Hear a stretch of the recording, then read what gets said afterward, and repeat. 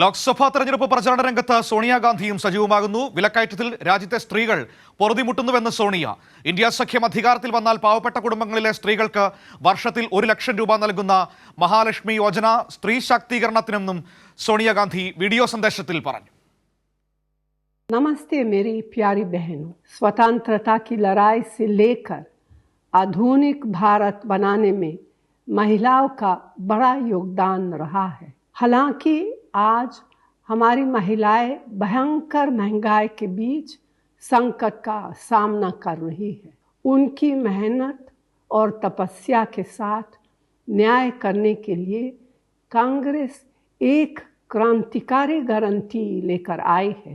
कांग्रेस की महालक्ष्मी योजना हम गरीब परिवारों की एक महिला को हर साल 1 लाख रुपए देंगे।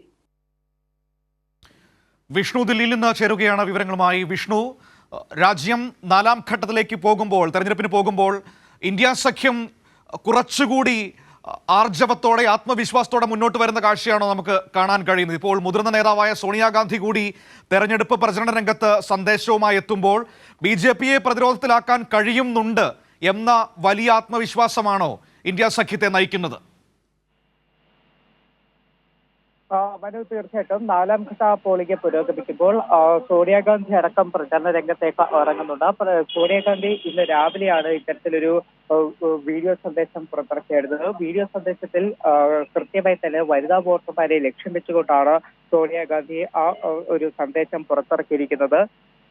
വനിതകളുടെ ക്ഷേമത്തിനായുള്ള പദ്ധതികളടക്കം ചൂണ്ടിക്കാട്ടിക്കൊണ്ടാണ് സോണിയാഗാന്ധി ഇത്തരമൊരു പ്രചരണം നടത്തുന്നത്. കർണാടക, തെലങ്കാന സർക്കാരുകൾ ജനങ്ങളുടെ ദുരിതം മാറ്റാൻ ഉറപ്പുകൾ പാലിക്കുന്നുവെന്നും സോണിയാഗാന്ധി ചൂണ്ടിക്കാട്ടുന്നുണ്ട്. അത്തരത്തിൽ BJPക്കെതിരെ അല്ലെങ്കിൽ NDAക്കെതിരെ ശക്തമായ ഒരു പ്രചരണം തന്നെയാണ് നമുക്ക് കാണാൻ സാധിക്കുന്നത്. അത് 4ാം ഘട്ടത്തിലേക്ക് എത്തുമ്പോൾ തന്നെ BJP അല്ലെങ്കിൽ NDAയുടെ പ്രചരണത്തിന് വളരെ മുകളിൽ നിൽക്കുന്ന പ്രചരണം തന്നെയാണ് പ്രതിപക്ഷത്തിന്റെ അല്ലെങ്കിൽ ഇന്ത്യ മുന്നണിയുടെ ഭാഗത്തുനിന്ന് ഉണ്ടാവുകയും ചെയ്യുന്നത്. അതോടൊപ്പം 4ാം ഘട്ട പോളിംഗും പുരോഗമിക്കുന്നുണ്ട്.